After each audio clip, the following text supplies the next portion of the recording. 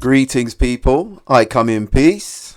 Joshua Buatsi v Dan Aziz. This weekend we've got an intriguing matchup on Sky Sports Boxing. Two undefeated boxers from South London fight for the WBA light heavyweight title eliminator, and the WBC would be within touching distance at least. Both boxers are talented. Maybe Buatsi has a little more in his war chest when it comes to speed and flashy combinations. Buatsi also has good knockout power in both hands. He honestly can be really good to watch. He's well balanced, great feet, good coordination, very talented. The only thing is that he has been very inactive. I personally think he's lost a lot of momentum, but if he wins this fight, he'll be thrust back into contention. Now, unlike Buatsi, Dan Aziz has been very consistent. He's done everything the hard way. He didn't get the sort of promotion Joshua Buatsi got. As I've said in a previous video,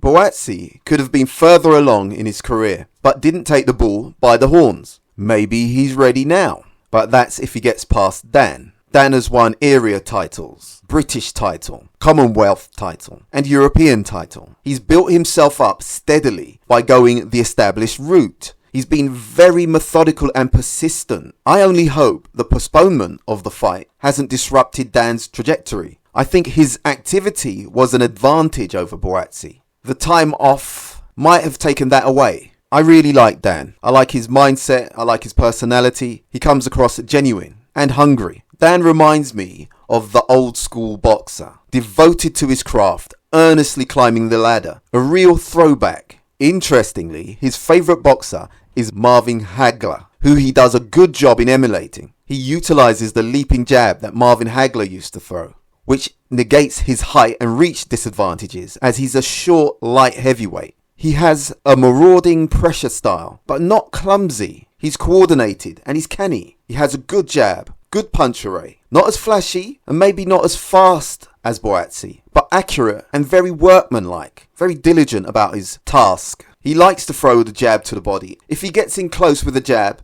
and then throws the overhand right to the head, that could be a key to his success.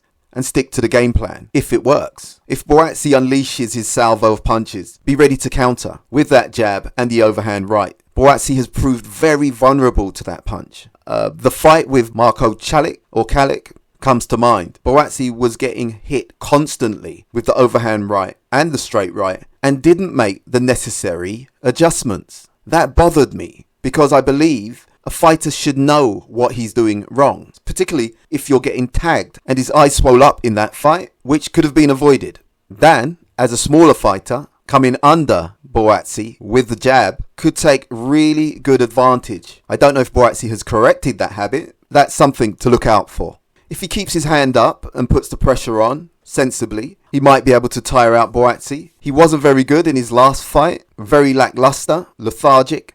Dan Aziz must get Buatsi's respect, or Buatsi will keep launching barrages of punches. He has to get Buatsi to think twice about throwing more than 3 punches in a row. He mustn't get caught in a blender. Get his right hand homed in, frustrate Buatsi with your movement, stay nice and compact, and turn the heat up when you feel Buatsi slowing down. That's if he does slow down. I think he will. As I've said before, Buatsi is class, but didn't look very good against Powell Stepien.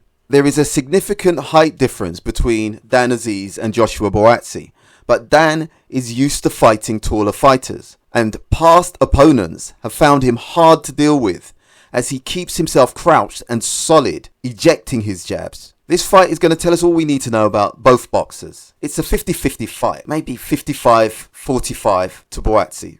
I'd be very surprised if any of them get blown away. It will be a war of attrition. Dan Aziz pressuring and grinding, and Joshua Buatsi probing for a weakness, looking to catch Dan in a maelstrom of punches. Good luck to both men. This will be Dan's hardest test, and he needs to make it Buatsi's hardest night. Anyway, thanks for listening. Please subscribe, and remember, choose life. How gratifying it is to work for the betterment of mankind.